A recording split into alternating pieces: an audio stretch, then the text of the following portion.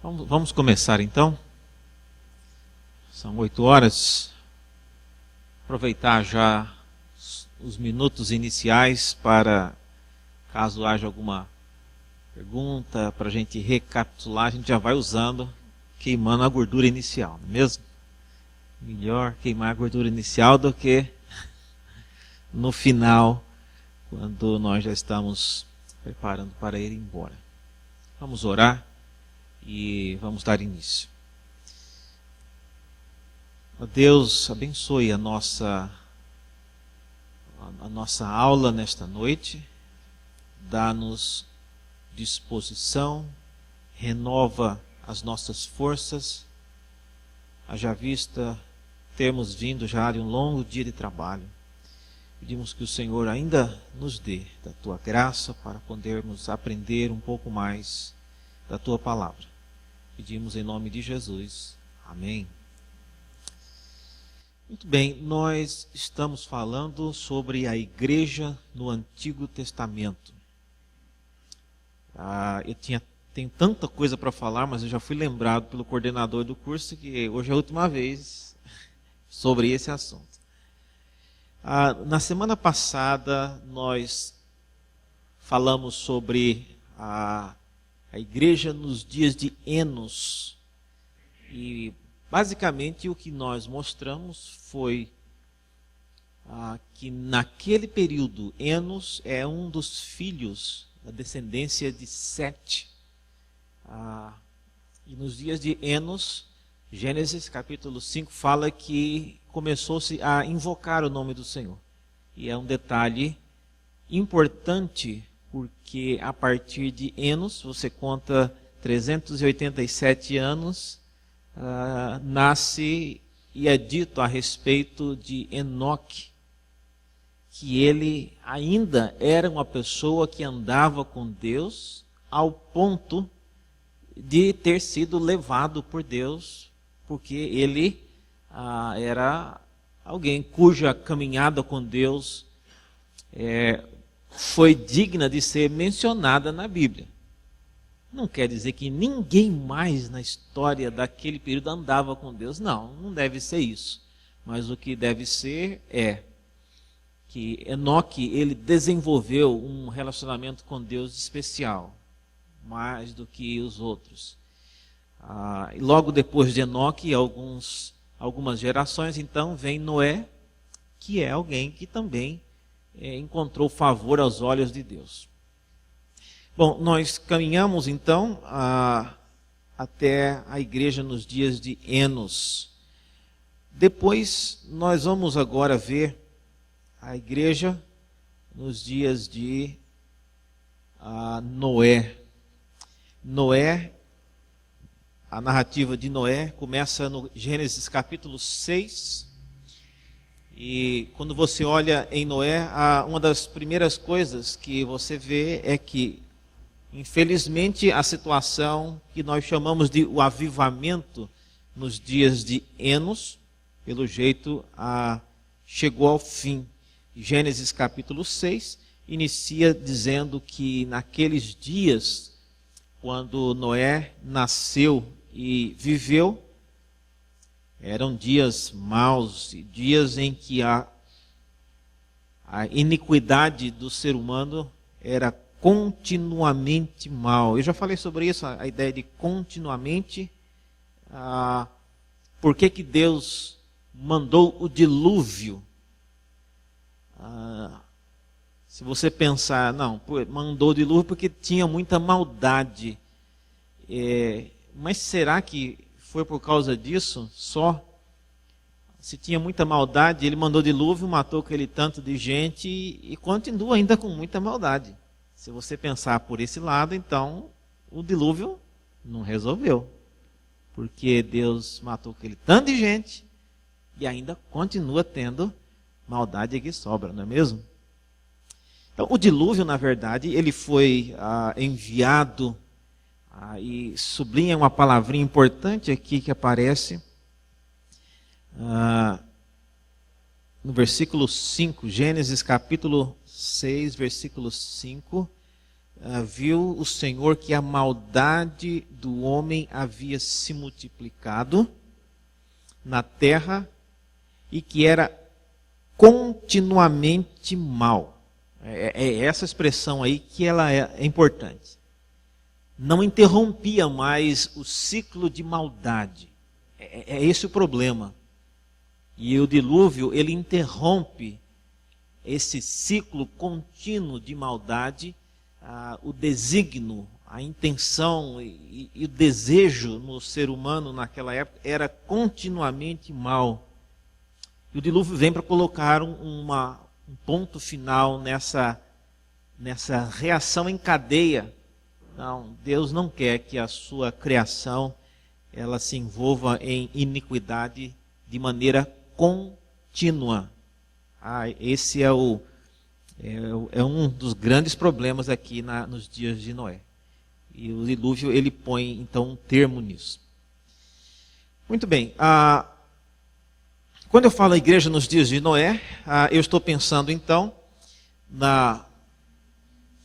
num período quando Deus resolveu, de todos os que viveram naquela época, apenas Noé, ele encontrou favor aos olhos de Deus, e diz o texto que Deus estava disposto a exterminar toda a humanidade. Foi água em todo lugar que tinha gente, a ponto de destruir. Foi água em todo lugar da face da terra, foi água em todo lugar que tinha gente para morrer. Morreu tudo que existia? Não, peixe não morreu. E peixe fica muito bem debaixo da água. Mas o texto diz que toda a humanidade, aonde tinha gente, foi água suficiente para matar. Como a arca desceu mais ou menos, ainda que essas notícias falam que achou um pedaço da arca aqui e acolá, muito pouco provável, mas por causa da região aonde a arca provavelmente ela pousou, que é lá na região norte do Iraque, por ali, são regiões altas, muito altas. Então, diz o texto que a água subiu acima do lugar mais alto daquela região. Então, para bater na altura daquela região ali, só indo mais para cima na região do Himalaia, Tibete. Se tinha gente ali, eu não sei, mas se não tinha, ainda é o lugar mais alto do que todas aquelas montanhas ali, por onde Noé viveu, por onde a história do Antigo Testamento aconteceu. Mas se tinha gente no Tibete, a água foi mais alta que o Tibete. E se foi mais alto que o Tibete, não tem mais nenhum lugar na face da Terra que não tenha ido água. Porque o Tibete realmente é um dos pontos mais altos do planeta Terra hoje. Sim.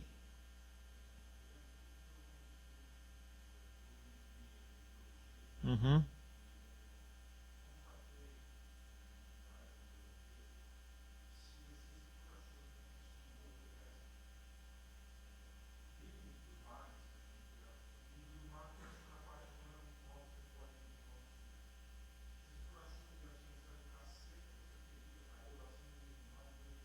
Uhum. 2000? Ok.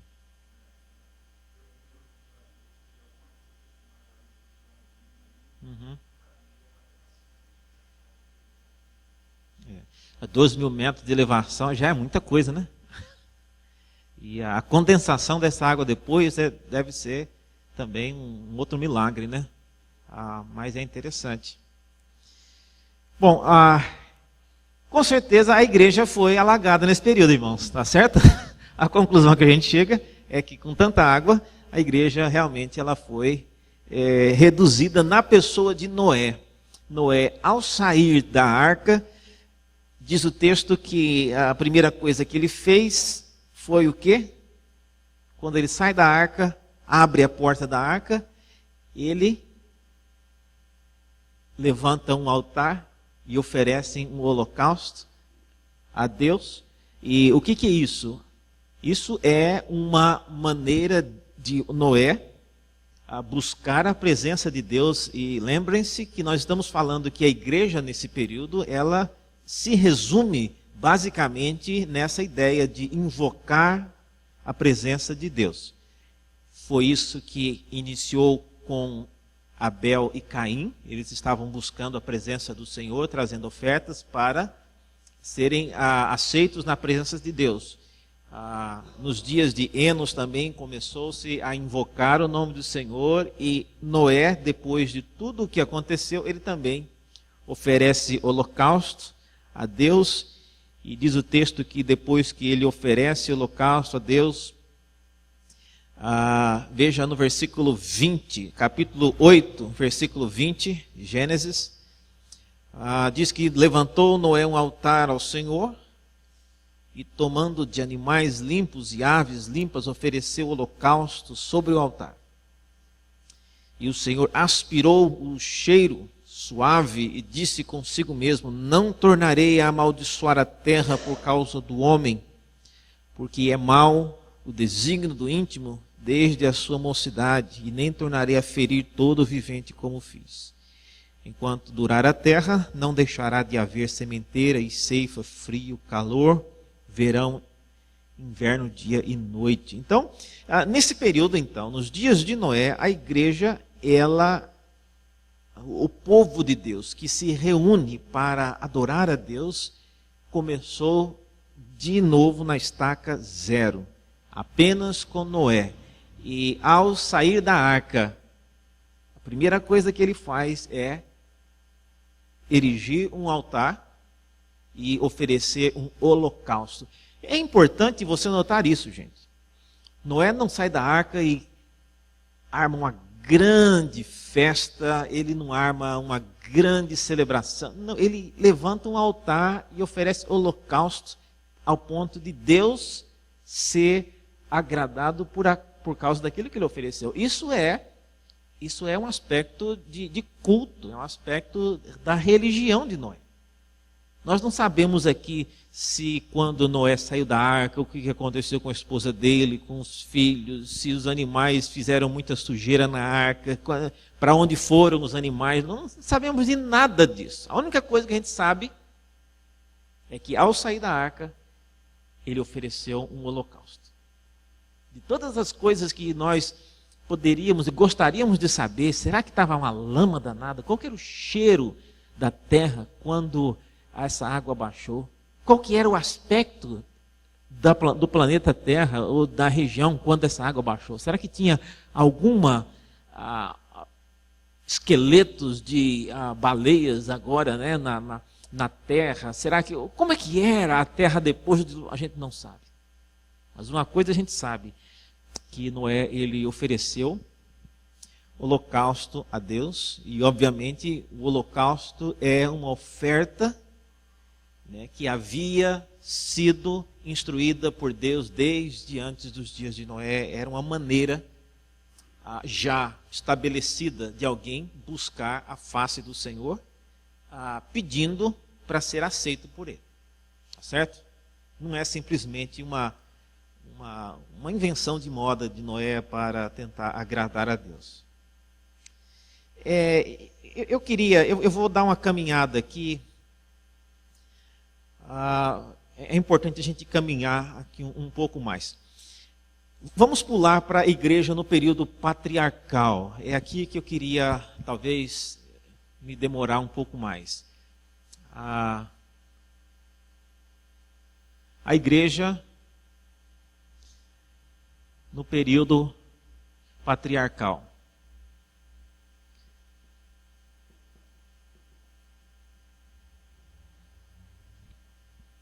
Por patriarcas, eu estou me referindo a Abraão, Isaac, Jacó e José. São os patriarcas. A igreja patriarcal, uma característica marcante deste período foi a promessa de que o Deus de Abraão, ele iria com ele onde quer que ele fosse. E é importante você lembrar disso, que nos dias de Abraão, nós já estamos aqui bem. Abraão está mais ou menos 1870 antes de Cristo. Tá? Nos dias de Abraão já havia recomeçado toda a civilização. Nos dias de Noé começou do zero, mas Noé ainda está aí mais de 1 milênio antes de Abraão, então é muito tempo. Nos dias de Abraão você já tem o Egito estabelecido, você já tem algumas décadas antes de Abraão, você já tem o rei do Império Antigo da Babilônia chamado Hammurabi. Você já tem muita coisa acontecendo. Os sumérios que viveram o império deles há muito tempo antes de Abraão. Então, Abraão ele já está chegando no cenário de um mundo já bem rodado depois do dilúvio. Tá certo? Abraão está já bem depois. E na vida e no mundo daquela época, era algo inimaginável uma divindade chegar para o adorador e falar: olha, eu estarei com você aonde quer que você for. Pense nisso um pouquinho. Se você estivesse vivendo naquela época, isso seria, primeiro, seria uma vergonha para um Deus que falasse isso para o seu adorador. Porque na concepção daquela época, um Deus que se preze, ele fica onde ele está, no seu santuário, e o adorador que quiser que venha até ele. Que história é essa do Deus acompanhar o adorador? Isso não pegava bem. Então, esse é o primeiro aspecto que fez da religião patriarcal algo diferente e característico. Deus prometeu que ele iria com Abraão onde quer que ele fosse. Então, ele já rompeu aí com essa promessa uma tradição milenar naquela região, onde era crido e era sempre enfatizado que a divindade ela fica em uma cidade. E quem quiser proteção, quem quiser a bênção daquela divindade, que fique onde a divindade está. Estou falando de divindade aqui para não usar a palavra Deus, certo? Por exemplo, você tem no Egito, os grandes templos do Egito, não tem como você carregá-lo para lugar nenhum. Então, se você quer adorar e se você quer a bênção daqueles deuses, daquelas divindades, e que você fique lá perto. Então, a promessa e a igreja no período patriarcal, ela inicia com um aspecto novo, que é essa promessa de Deus ir juntamente com Abraão aonde quer que ele fosse.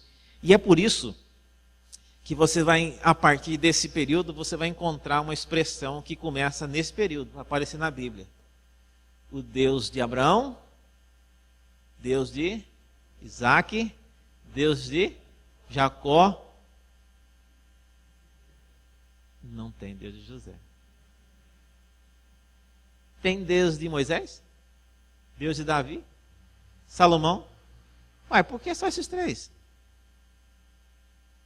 O que é que esses três têm que Moisés não tem, que Davi não tem, que Salomão... E olha que teve gente boa depois, né? Mas por que essa expressão, ela só foi de Abraão até Jacó, ou Israel, como é chamado? Oi? Não podia pegar também depois os deuses de Davi, Deus de Salomão e Deus de... Também, gente finíssima, né? Primeira aliança. Mas se tinha na primeira, podia ter na segunda também, né? Sim, mas na primeira aliança, só essas três pessoas foram dignas de ser chamadas, né? O Deus de Abraão, Deus de Isaac. E olha que Jacó não era uma pessoa muito fina, né? Mas mesmo assim, então o que está por detrás dessa construção, dessa expressão?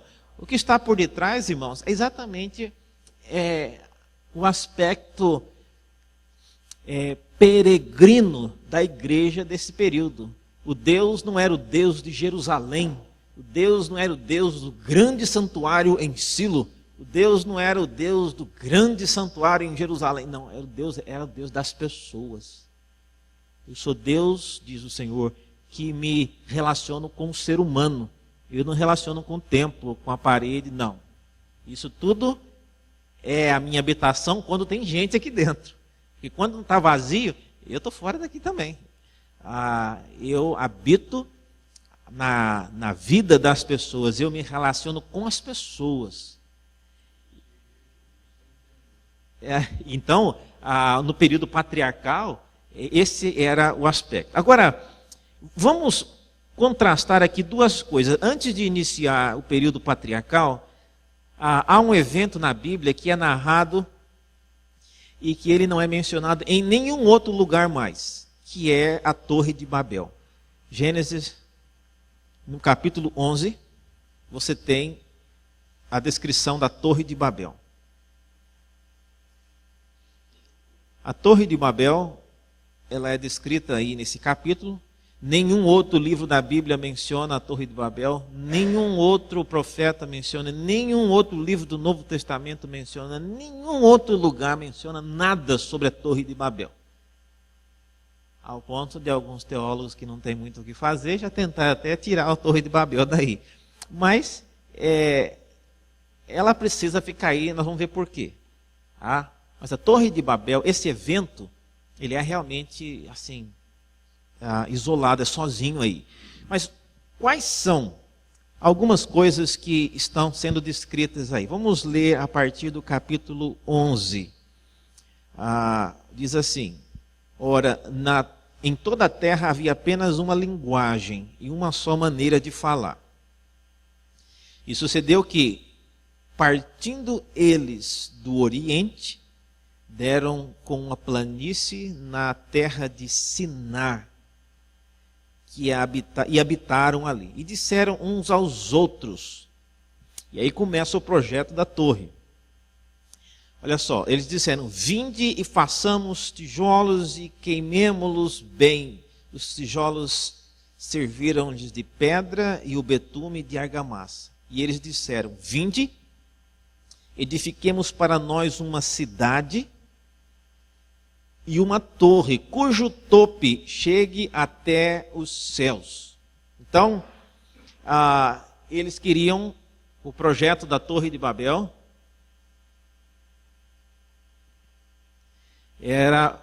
Tinha alguns aspectos. Primeiro, eles queriam construir uma torre, e essa torre, ela tinha a finalidade, se não simbólica, ou pelo menos na tentativa, era de chegar até os céus.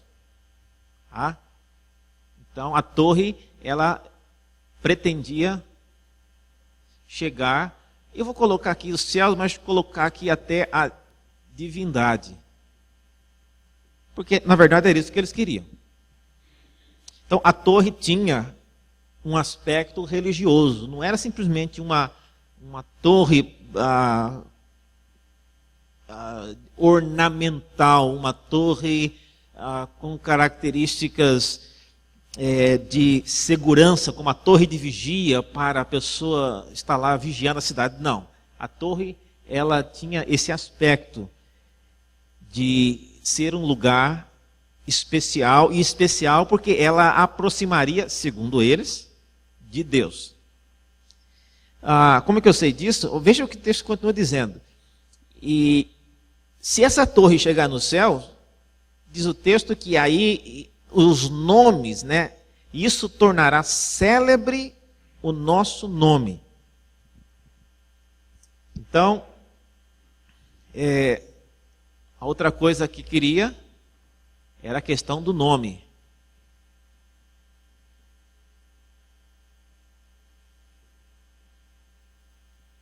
Então, veja só que não é uma torre simples. Eles querem construir uma torre que gere alguma reputação para os habitantes daquela cidade. E em terceiro lugar, diz aí, que continuando o texto, e se eles tiverem esse nome célebre, eles então não sejam espalhados por toda a terra. Uma outra parte do projeto deles é Eles não querem espalhar. O que vocês acham desse projeto? Fazer uma torre, uma cidade com a torre bem alta, tá? Para, ainda que não chegue no céu, mas que seja muito alta, tornar o nome célebre e evitar que eles, né, se espalhassem.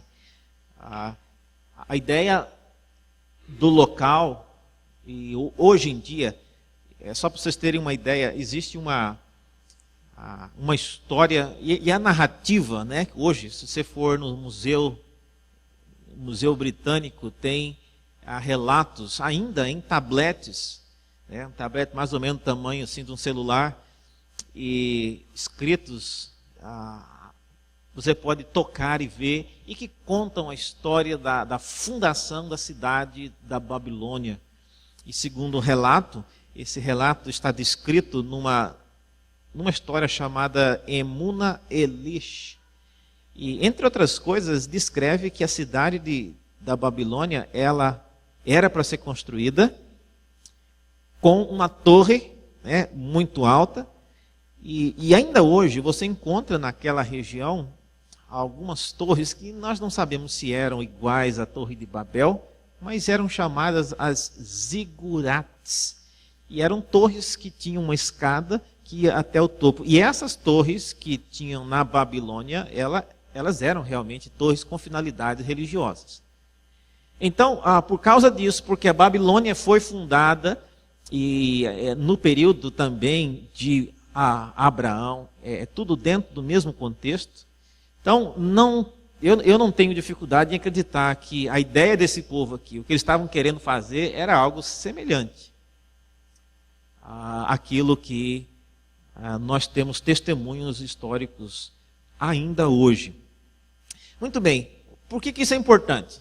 Por que é importante a gente saber dessas coisas? Porque olha o que Deus vai prometer para Abraão. No capítulo 12 de Gênesis, Deus promete para Abraão: sai da tua terra. É a primeira coisa que Deus promete: sai da tua terra, da tua parentela, e tudo aquilo que os moradores do reino de Babel não queriam, era espalhar. Então Deus pediu para Abraão, eu estou lendo 12, 1 até o versículo 6. Então, sai da terra, vá para longe. Então, Abraão, ele inicia um período, e nós vamos ver que era um período já bem estruturado, onde ele vai romper, e Deus vai prometer para ele exatamente aquilo que Deus interrompeu em Babel. Deus achou esse projeto extremamente arrogante, e diz o texto lá em Gênesis 11 que Deus desceu para ver como é que andava o projeto, e ele, na primeira vistoria, ele embargou toda a obra. E está parado até hoje. Nunca mais a coisa foi para frente. Eu acho interessante, veja Gênesis 11,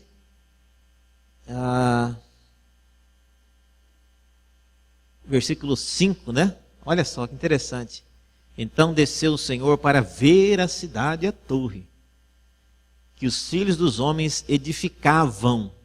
Então, eles estavam construindo. E Deus falou: vamos dar uma olhada lá como é que está fazendo isso, né? Não custa nada a gente dar uma... Vamos ver o que eles estão aprontando lá. Não que Deus não soubesse o que eles estavam aprontando, mas Deus resolveu dar uma olhada e Deus, ele não gostou do que viu. E agora vamos parar com essa história. Antes deles construírem e concluírem o que eles estão fazendo, vamos parar com isso. E aí ele interrompe, mudando a linguagem. Isso não é importante agora, mas o importante é que o que Deus promete para Abraão, ele promete exatamente o que ele destruiu aqui, só que com uma outra fonte. Então Abraão, ele vai espalhar, ele vai sair da terra. Abraão, ele vai ser feito uma grande nação.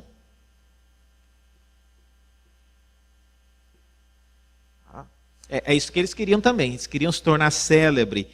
E diz o texto também que Abraão, Deus disse que ele engrandecerei o seu nome, Abraão.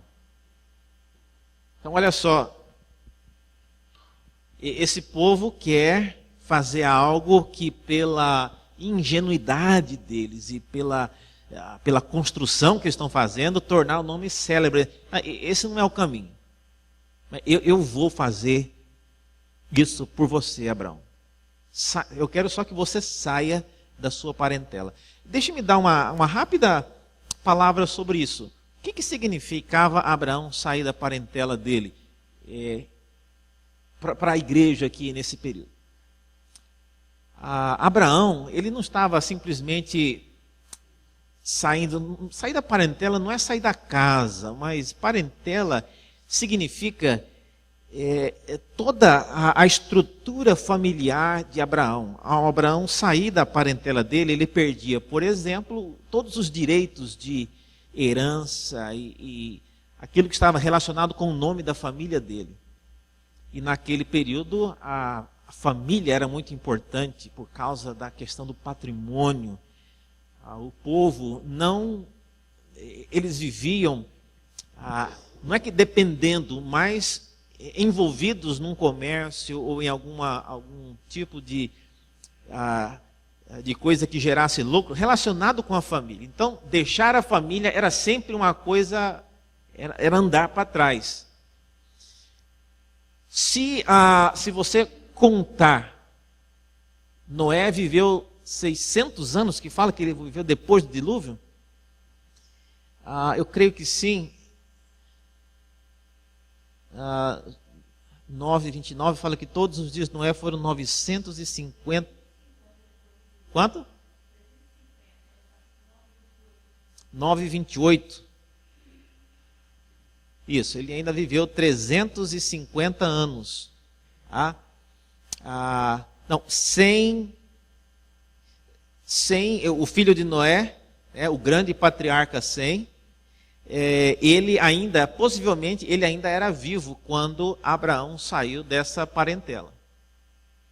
Então, isso significa que Abraão deixar para trás o grande patriarca Sem.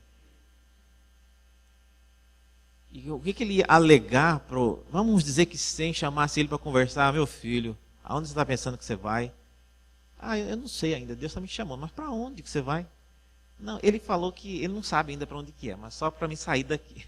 Imagina, você conversando com o patriarca, mas meu filho, você vai para onde? Aqui que é o centro de toda a tradição israelita e do povo de Deus está aqui, conosco.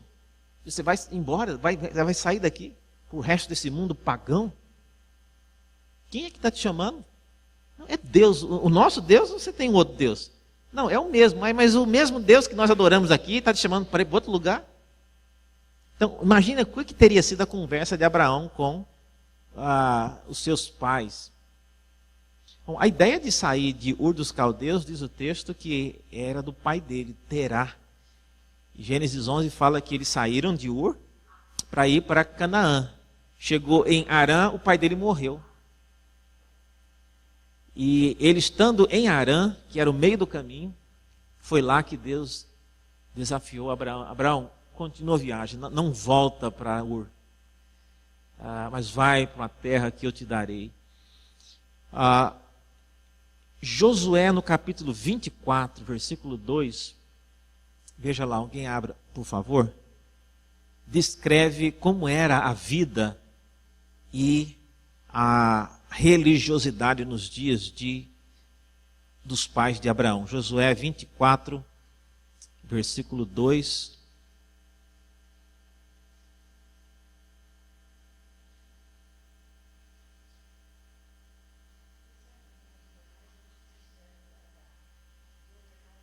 Não, é Josué. Josué 24, 2?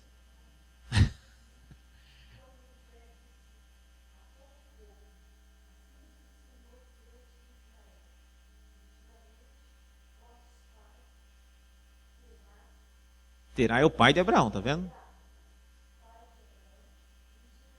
Uhum.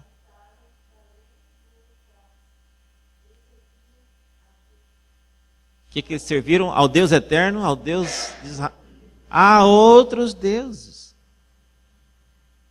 Então, observe que o chamado de Abraão, na verdade, não é um chamado para Abraão, sai da igreja que você está tudo arrumadinho. Não. O chamado é, sai do ciclo de idolatria da sua família, deixa isso para trás.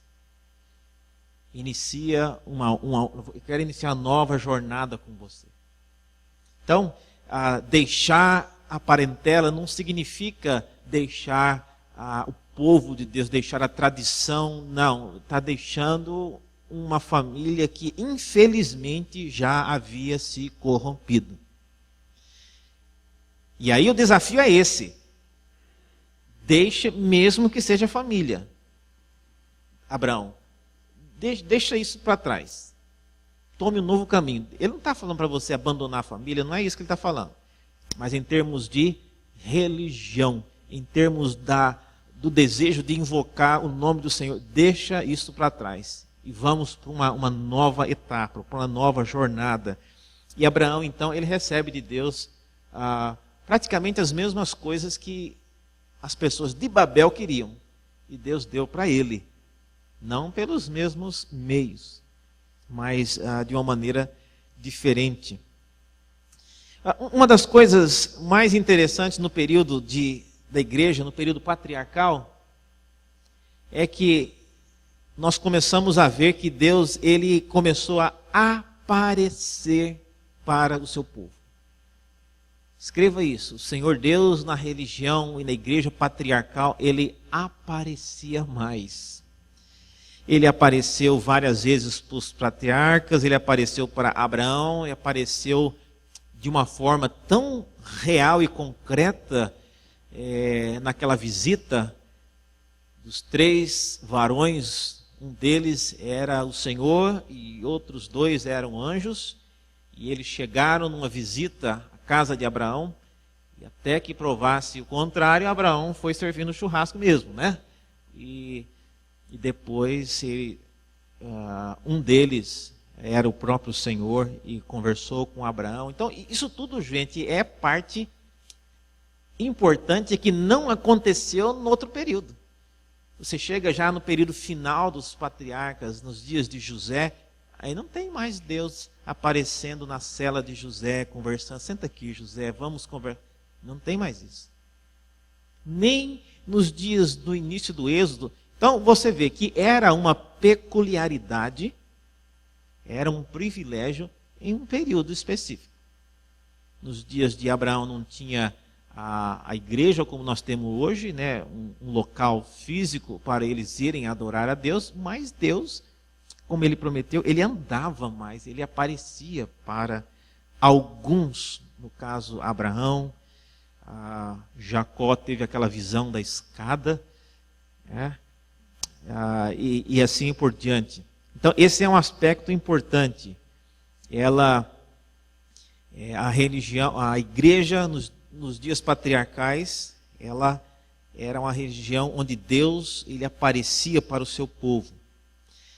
Então, tudo isso talvez seja uma coisa normal que vocês já devem ter ouvido bastante. Agora, há um elemento que faz desse período algo extremamente diferente, que está no capítulo 14, que é a referência a Melquisedeque.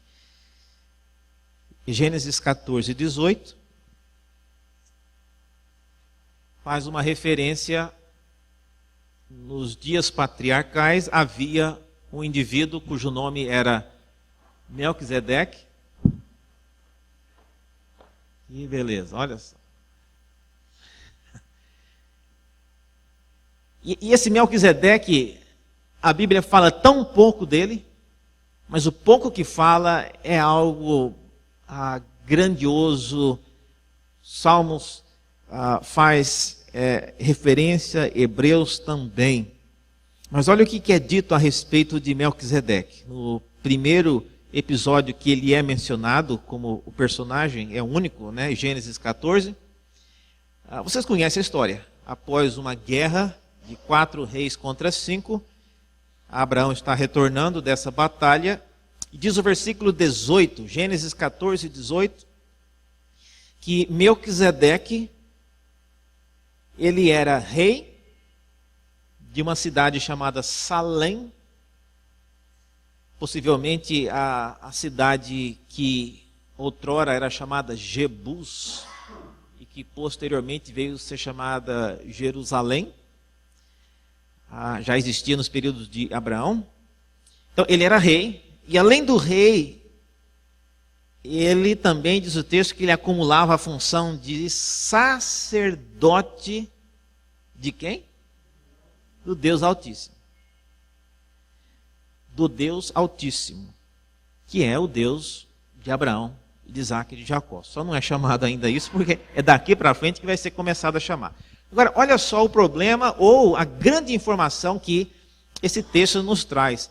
Ao afirmar que Melquisedeque ele era sacerdote, então imediatamente você já tem que assumir e você já tem que crer que a igreja, nos dias dos patriarcas, ela tinha um sacerdócio.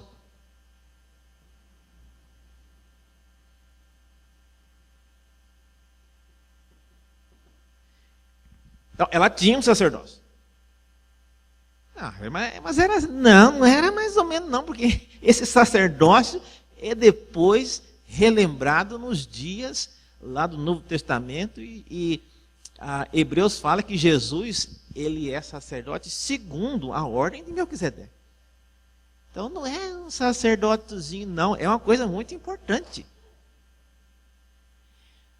Então havia um sacerdócio. Para que haja uma ordem, um sacerdócio, isso significa que havia uma estrutura, havia uma organização, havia toda algo que havia já sido organizado em determinadas funções e períodos. Então, o fato de mencionar que havia um sacerdote já diz muita coisa a respeito daquilo que Deus estava fazendo, e aqui, pasmem, fora de onde o povo de Deus geralmente estava. Que o povo de Deus estava geralmente lá para a região de Ur dos Caldeus, ou na região de Arã. Melquisedeque, a sede dele, a base de operação dele é em Salém, lá no meio da Palestina. Abraão vai chegar agora na Palestina. E esse homem já é rei lá, já é sacerdote. Então, olha só. Deus, irmãos, já estava fazendo grandes coisas, grandes e organizadas coisas, fora do perímetro aonde os pais e os patriarcas estavam. A Bíblia não menciona o que, nem o resultado do trabalho de Melquisedeque, mas a gente sabe, por causa disso, que já havia uma estrutura, já havia um sacerdócio nos dias de Melquisedeque. E ele era sacerdote, e olha só, ele também traz pão e vinho para Melquisedeque, e para aumentar nosso espanto, diz o texto que Abraão lhe deu dízimo. Então, dízimo já envolve uma coisa ainda mais complexa, no sentido de uma coisa mais detalhada. Não era uma coisa casual, não era simplesmente uma oferta como aquela nos dias de Abel e Caim, que a gente tem até dificuldade de entender como que eles sabiam o que trazer, como trazer. Mas aqui já tem sacerdócio, gente. Já tem dízimo. E pelo jeito e pela maneira como Abraão encontrou com esse cidadão, sem perguntar quem é você, ele simplesmente já foi dando dízimo. Aliás, o Melquisedeque veio ao encontro dele, e ele prontamente, não precisou nem esperar muita coisa, já foi dando dízimo, já sabia quem era Melquisedeque. Mas entenda isso, Abraão morava na onde? Ele está chegando na terra, ele é de Ur dos Caldeus. Como é que ele sabe que esse homem lá em Salém, ele é digno e ele está chegando é para cobrar o dízimo? Cobrar não, para receber o dízimo. Melquisedeque então devia ser muito famoso. Então, essa é a única explicação. Então, isso aí mostra que a igreja, nesse período, que Deus estava fazendo, era algo já grandioso, era algo já organizado, porque havia um sacerdócio, já havia orientações sobre o dízimo. Tudo isso é parte de algo que não é uma coisa nômade, uma coisa ainda incipiente, mas é algo já elaborado. Isso que eu quero que vocês entendam. O sacerdócio da ordem de Levi, que ainda vai acontecer daqui a 400 anos, é um sacerdócio que foi estabelecido para servir o povo de Israel. Esse sacerdócio que Melquisedeque ele servia toda a humanidade, não era focado só em Israel. Essa é a diferença, irmãos, entre o sacerdócio da ordem de Melquisedeque e o sacerdócio da ordem de Levi. Se você pudesse colocar um gráfico, teria mais ou menos assim.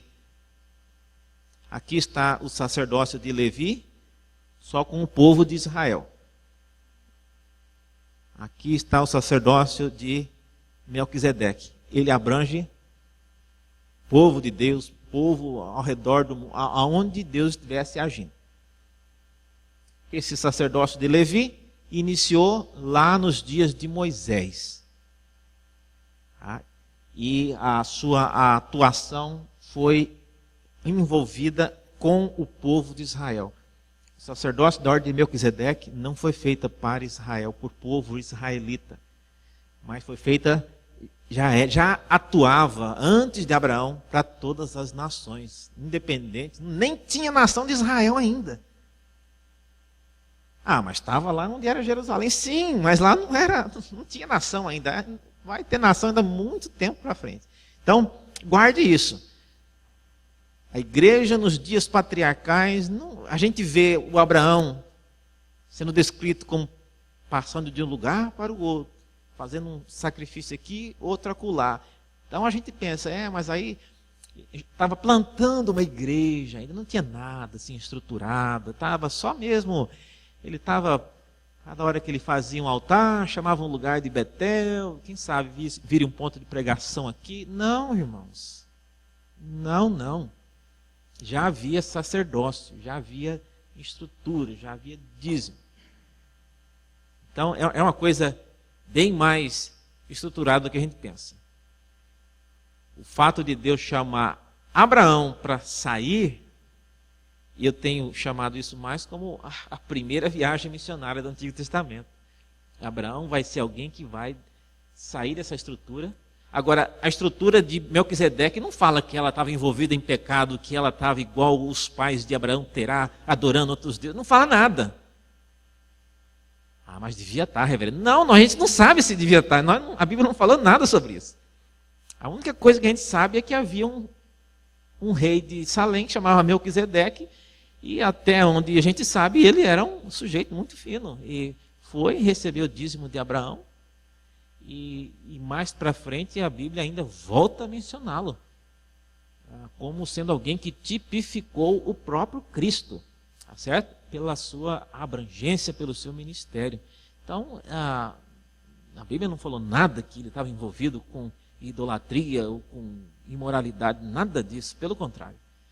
Então, até que se prove o contrário, e não vai como ter provar mais, né, porque já aconteceu, Melquisedeque é um exemplo de uma igreja, de uma estrutura que Deus havia já criado antes dos dias de Moisés, quando o sacerdócio da ordem de Levi foi iniciado.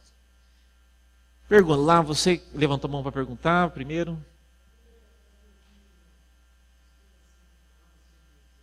Aham.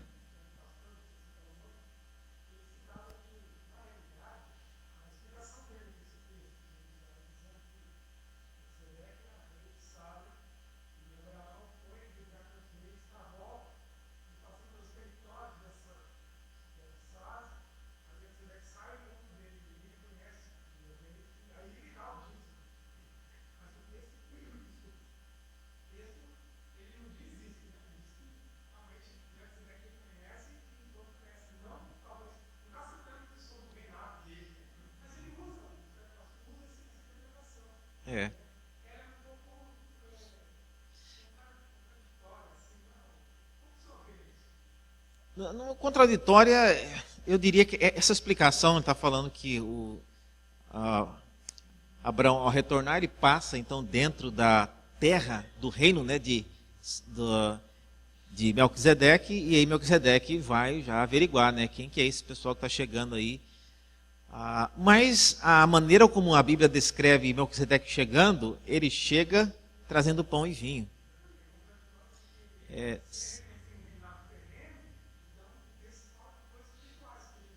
São elementos extremamente simbólicos, já apontando para alguma coisa especial. Segundo, além de rei, ele é descrito como sacerdote do Deus Altíssimo. Tá? E o que ele mais faz aqui, diz que, versículo 19, ele abençoou Abraão. Então são coisas que, pelo jeito, o rei era só um detalhe, né? Porque ele trouxe pão e vinho, ele era sacerdote do Deus Altíssimo, ele abençoou Abraão, recebeu o dízimo de Abraão. Bom, o rei, então, era só um detalhe. O fato de ele ser rei de Salém. Mas o importante, então, que eu queria deixar aqui era isso. A estrutura eclesiástica que havia naquele período. A gente não seja inclinado a pensar que o tabernáculo, quando foi criado por Deus lá nos dias de Moisés, é a primeira gesto de uma coisa mais organizada. É naquilo que nós sabemos, que Deus quer que a gente saiba. Mas antes disso, Deus já estava agindo em outros rincões, em outros locais que o texto aqui só menciona o caso de Melquisedeque. Tá certo? Então, o episódio de Melquisedeque, ele revela que, a partir dessa informação, que havia uma ordem sacerdotal estabelecida por Deus para servir a geração nos dias dos patriarcas. E observe, ela não foi estabelecida para servir os patriarcas, porque essa ordem nem estava na região onde os patriarcas estavam. Mas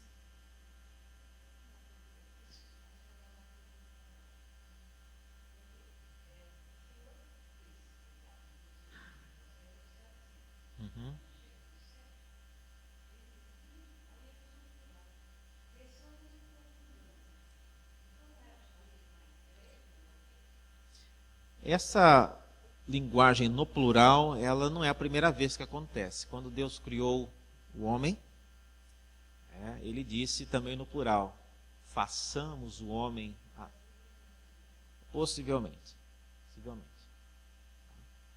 E com quem mais Deus estaria conversando aqui? Na narrativa não está falando de mais ninguém. Então, possivelmente ele está falando com a própria Trindade, certo? Então, é uma referência que aparece em poucos lugares, mas aqui é um deles. A outra, quando Deus criou o homem, ele fala assim também.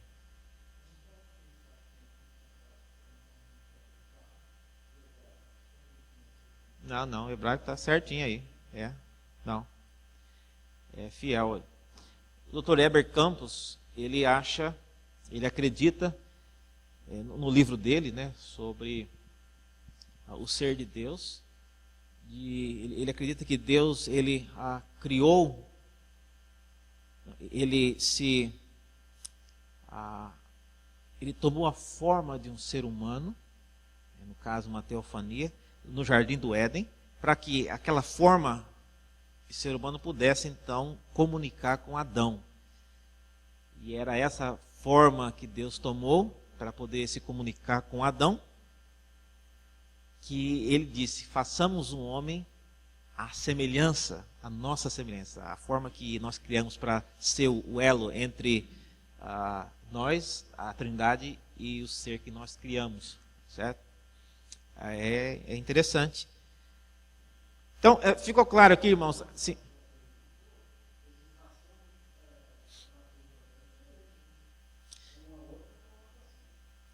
Qual?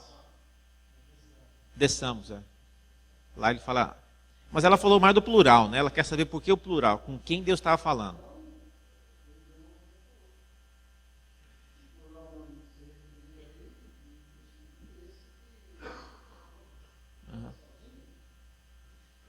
Deus, quando ele falou desçamos, né, vamos ver o que estão aprontando lá embaixo. Quem que desceu com Deus? Né? A pergunta é, será que Deus desceu com os anjos? Quem que desceu com Deus? Quem que...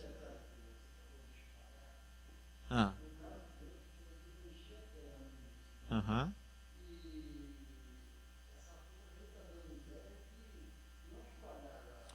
Isso.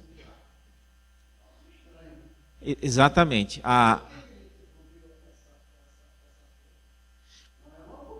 Não era uma boa coisa. Ele não achou a ideia boa. Então, essa torre, ela compromete várias coisas. Primeiro, ela tenta forçar um acesso até Deus de uma maneira não é ilegal, é mais do que ilegal, mas é uma coisa extremamente arrogante. Deus falou que nós temos acesso à presença dele quando nós oferecemos holocausto da maneira certa, a pessoa com o coração também correto. Não, nós não vamos no holocausto, não vamos querer fazer uma escada direto, daqui até Deus. Então está errado. Segundo, Deus deu a ordem para que espalhassem toda a terra, e eles estão querendo ficar juntos. É outra coisa. Uhum.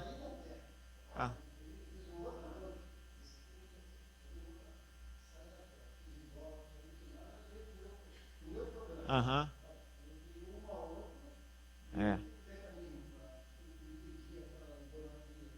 Isso. Abraão vai ser agora um exemplo de algo novo, que Deus quer mostrar qual é a importância de você se relacionar com o Deus pessoalmente. Isso é diferente. Deus não quer ninguém colocando escada para chegar até Ele. Deus não quer ninguém amontoando um em cima do outro. E muito menos Deus não quer que as pessoas fiquem todas no mesmo lugar. Ele quer que eles se espalhem, que encha toda a terra. É esse o propósito original. Tá certo? Então, alguém já disse que Noé, nos dias de Noé, depois que ele desce da arca, a primeira coisa que ele faz, ele planta um jardim, né? Uma vinha. Depois ele abusou no fruto da vida, mas quando ele planta a vinha, inicia do nada, a ideia é semelhante àquela que Deus, quando ele criou o mundo, ele plantou um jardim para que ali ele começasse a se relacionar com o ser que ele criou. A gente já viu isso. Então, Noé, ele inicia novamente uma nova era, e Deus dá a Noé a ordem de encher toda a terra. E os seus descendentes já começam logo de cara a embargar, se é que podemos dizer isso, mas comprometer esse projeto de Deus. Só que Deus ele não se vê amarrado por essas coisas. Ele achou que aquilo não quero nem perder o tempo com isso. Vamos parar antes de terminar a torre. Eu não vou esperar terminar para depois eu destruir. Não, eu não tenho nem tempo para esperar, eu já sei no que vai dar isso. Vamos parar agora. Certo? Então foi uma obra parada.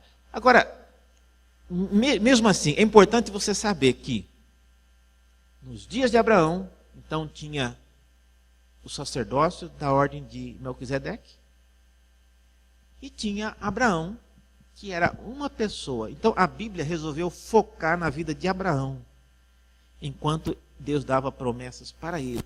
E o que Deus falou para Abraão é algo semelhante que Deus disse para os discípulos. Lembra aqueles 70 que ele mandou?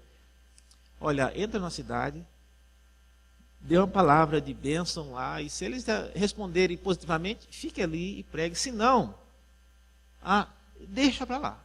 Tira até o pó daquela cidade, né? E Cristo fala que aquela cidade haverá rigor contra ela no dia do juízo. Então, a ideia que Deus está dando aqui para Abraão é semelhante. Deus não está criando uma nova igreja com Abraão. Deus não está criando uma igreja para eclesiásticas com Abraão.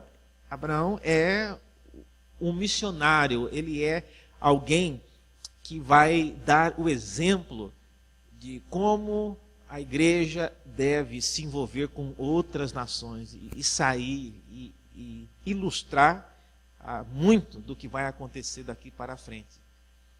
Então, no período patriarcal, a igreja ela já era bastante organizada, estruturada. Já tinha sacerdócio, já tinha dízimo, já tinha pastor que era rei, né? No caso, Melquisedeque era rei. Sim.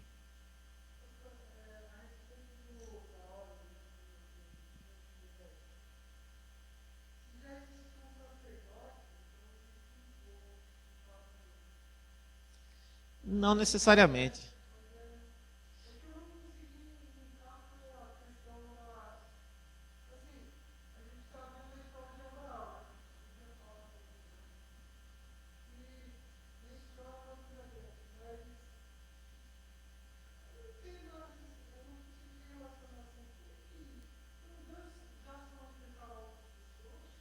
É isso que eu estou tentando falar. Exatamente isso. Abraão é um foco, é uma pessoa, é uma família que Deus resolveu dar um zoom na vida dele.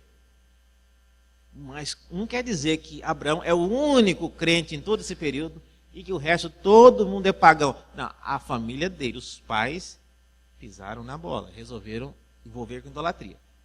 Mas não quer dizer que todo mundo naquela região era. Então, é isso mesmo.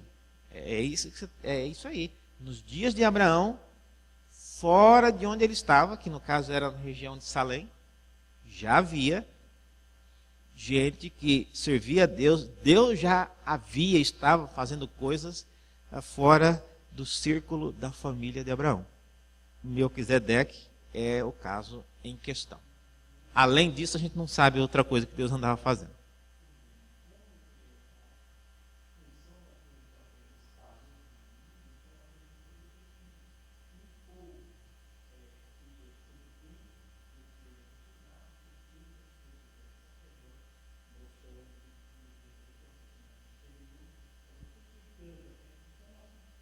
Uhum.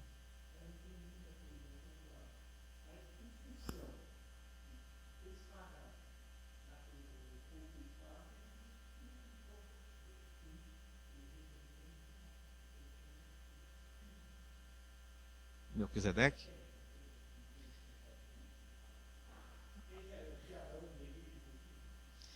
Agora, Melquisedeque sendo rei em Salém, isso que eu quero que vocês entendam. No período de Abraão, gente, já havia reinos como os sumérios que já tinham sido grandes dinastias, já tinham até acabado, nesse período a Babilônia já tem o seu rei. Então, Melquisedeque não é o rei de todo o pedaço, não. Ele é localizado. Então, Egito já está. As pirâmides foram construídas no ano 2900 a.C. Abraão é de 1870. Então, já tem muita história. Então, Melquisedeque é o testemunho de uma igreja naquele período vibrante. A questão é, será que Deus estava pensando tudo isso nos dias de Abraão, de que a igreja... veja um texto em Gálatas, no capítulo 3, versículo 16, com respeito à promessa que Deus fez a Abraão.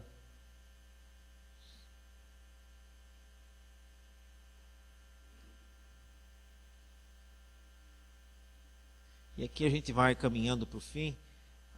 Gálatas 3,16 diz assim: ora, as promessas foram feitas a Abraão, ok, e ao seu descendente. Não diz e aos descendentes, isso é Paulo dizendo, como se falando de muitos, porém, como de um só, ao teu descendente, que é Cristo. Bom, aí Paulo já matou a coisa e a cobra e mostrou o pau, né? A promessa feita para Abraão não visava diretamente os seus filhos, Isaac, Jacó, não.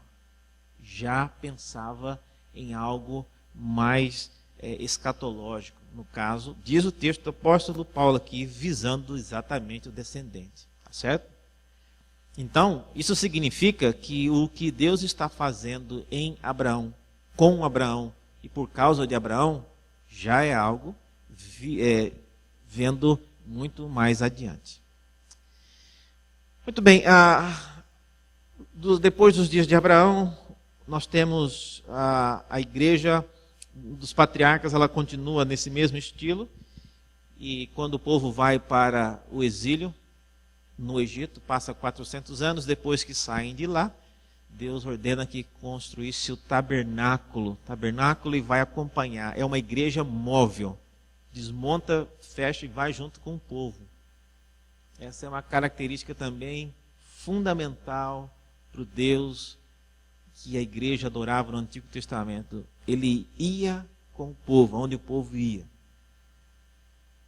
Essa igreja, nos dias da monarquia, Davi teve a brilhante ideia de construir um templo para a habitação de Deus. E o templo ia ser muito mais bonito, de ouro, muito maior, construído, e não tinha que ficar... Imagina, quando Salomão construiu o templo, diz 1 Reis capítulo 6, versículo 3, que quando completou 480 anos da saída do povo do Egito, foi quando Salomão iniciou a construir o templo. Agora você imagina uma lona de couro com 480 anos. Esse tabernáculo devia ser já bem surradinho, né? Ele não era mais uma coisa assim... por mais que cuidasse, que penteasse o couro de cabra que tinha em cima, não era uma coisa já. Então, imagina o Salomão e Davi entrando para casa pelo palácio, olhando para aquela tenda, né, já amarelada. Aí, isso não está certo. E aí ele vai para Deus e fala, olha, vamos fazer... Eu tive a ideia de construir um templo bonito, né, bem vistoso, e isso está lá em 2 Samuel capítulo 7, e descreve Samuel, acha aquilo uma maravilha, e Deus devolve a resposta e ele pergunta, algum dia, em todos esses 480 anos, eu já pedi algum dia para alguém construir um templo para mim? E a proposta de Davi, embora seja de construir um templo bonito, tudo, ela questiona é que, quem que deu a ideia do outro templo? É a ideia de quem? É a ideia de Deus. O tabernáculo pode ser, na visão de Davi, feinho e franzininho, mas a ideia é de Deus. Então, Deus está perguntando para Davi, o que você está dizendo, Davi, que o meu projeto de igreja não está bom? É isso que você quer dizer? E você quer construir um melhor do que o que tem atual? Eu não quero, eu não preciso, eu nunca pedi para ninguém construir um templo para mim. Mas eu vou dizer uma coisa, diz o texto lá, 2 Samuel 7, todo o capítulo, sou eu quem vou construir uma casa para você. E com isso ele estava dizendo, ele construiria uma dinastia. E a partir de Davi, que então começa a haver dinastia em Israel. Ou seja, o filho do rei é que é o rei. E vai de pai para filho. Antes não era, porque Saul não é pai de Davi. Então, antes de Davi, não era uma dinastia. Muito bem, sim.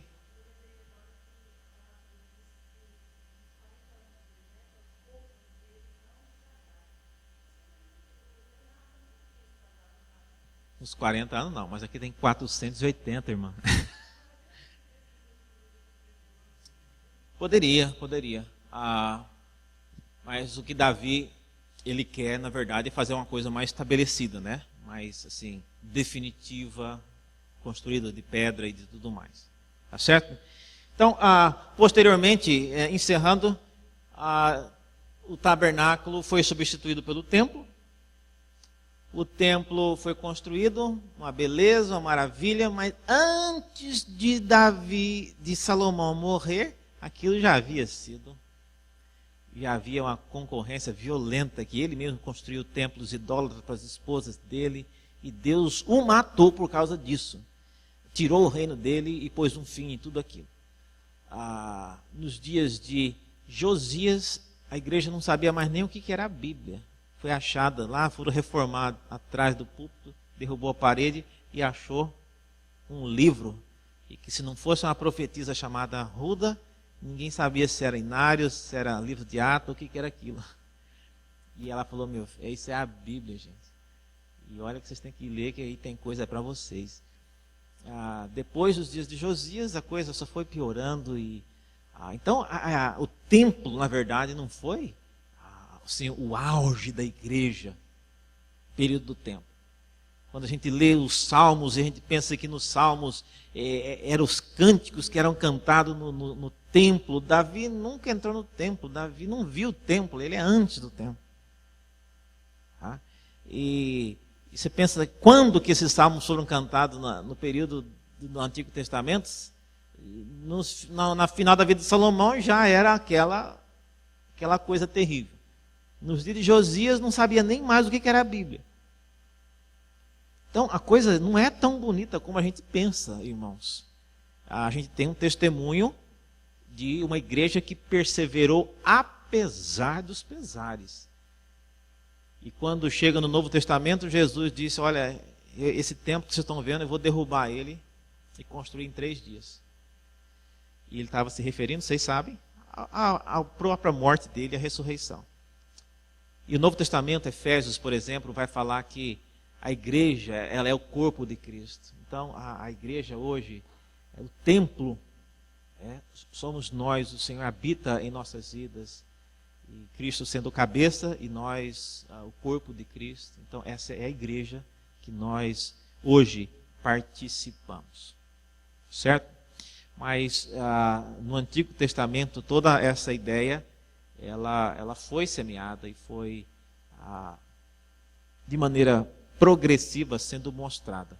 Deus, ele achou que, por exemplo, o templo em Jerusalém como um local de peregrinação, isso não precisava e não deveria continuar. O templo foi destruído, nunca mais foi reconstruído e acabou. O sacerdócio, como tinha também, acabou. Hoje é o sacerdócio de Cristo, que deu continuidade à ordem de Melquisedeque. Então o sacerdócio também acabou, de Levi.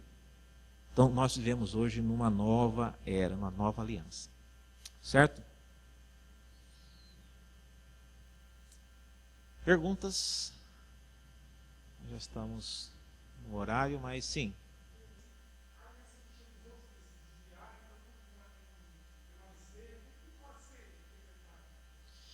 Essa pergunta é muito importante, muito, merece um curso só sobre ela, né? Mas nós não temos tempo de respondê-la aqui. Mas basicamente, o que está acontecendo aí é que Deus, ele abençoa toda uma geração por causa de uma pessoa. Lembre-se que a arca só foi permitida porque a Noé achou favor nos olhos de Deus. Senão, nem Noé não sobrava. Quando Deus resolveu destruir Sodoma e Gomorra, ele não destruiria se tivesse ali 10 pessoas. Já pensou? Por causa só de 10, Deus estava disposto a manter tudo aquilo lá acontecendo. E olha que o povo lá era ruim. Mas se tivesse 10, ele ainda manteria. Então, o que isso nos mostra? Isso nos mostra que, por causa de pouquíssimas pessoas, Deus ainda está disposto a ter misericórdia e a mostrar favor a toda uma cidade terrivelmente corrupta. Mas pelo jeito não tinha nem 10, né? E aí realmente a cidade foi subvertida. Gente, que assim,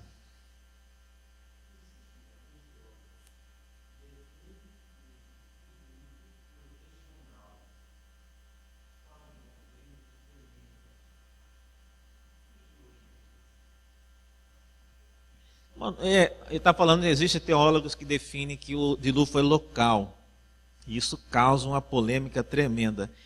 Não causa não, viu? Causa mais. Essa polêmica acontece no círculo de pessoas que querem, ao dizer isso, aí o segundo passo é, bom, então, a Bíblia não está falando a verdade. Isso que é mais importante eles dizerem. Se não está falando a verdade a respeito do dilúvio, como é que eu sei que ela está falando a verdade no resto das páginas?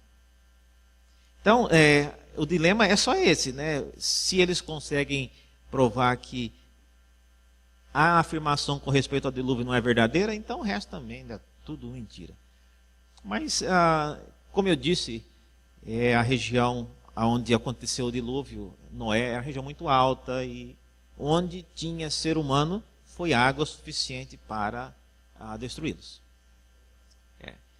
E se tinha gente no Brasil naquela época, eu não sei. Mas se veio água aqui, se tinha gente aqui, veio água. Tá certo? Então, dinossauro foi morto nessa época. Eu não sei, gente, mas isso é coisa muito recente. Tá? É importante você saber que, historicamente, o mundo bíblico, a história do povo de Israel, em Abraão, por exemplo, é uma história bem mais recente. Tá? Abraão já viveu no mundo já antigo. Tá? Já as pirâmides são pelo menos 1000 anos antes de Abraão. Tá? Sim.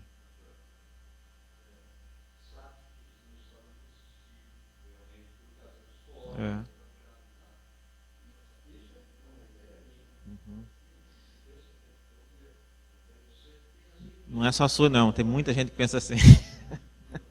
Tem muita gente que pensa assim. Mas essa é uma pergunta realmente digna, né, também de uma aula mais longa. Né, e hoje eu realmente não posso falar sobre isso agora. Mas a ideia de que a Terra tenha 4.000 anos, 5.000 anos, isso eu não acredito. Então, mas tem muita gente que acredita, né, que a Terra tem entre 4 a 6.000 anos. É tudo. Da criação até hoje. Então, a gente não precisa ir por esse lado. Agora,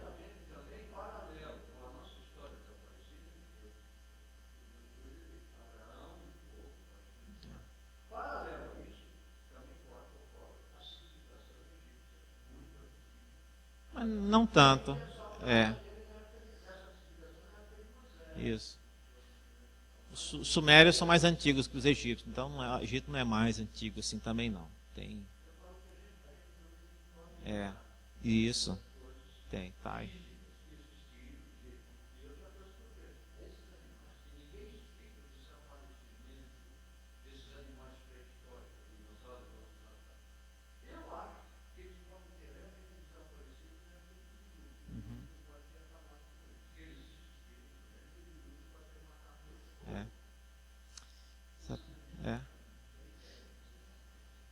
Vamos, então. Como é que é? O bom é que ele não existe hoje, né? Pois é. Gente, vamos orar encerrando a nossa aula. E se alguém quiser perguntar mais alguma coisa, depois pode vir falar comigo. Muito obrigado a Deus pela tua bondade, nos dando a tua palavra, onde podemos meditar e aprender sobre várias coisas. E hoje nós aprendemos, ó Deus, sobre aquilo que o Senhor fazia nos dias dos patriarcas e grandes coisas o Senhor já fazia, além da vida de Abraão. Nós agradecemos pela tua bondade e pelo teu amor por todos, não somente a família imediata de Abraão. Oramos e pedimos isso em nome de Jesus. Amém.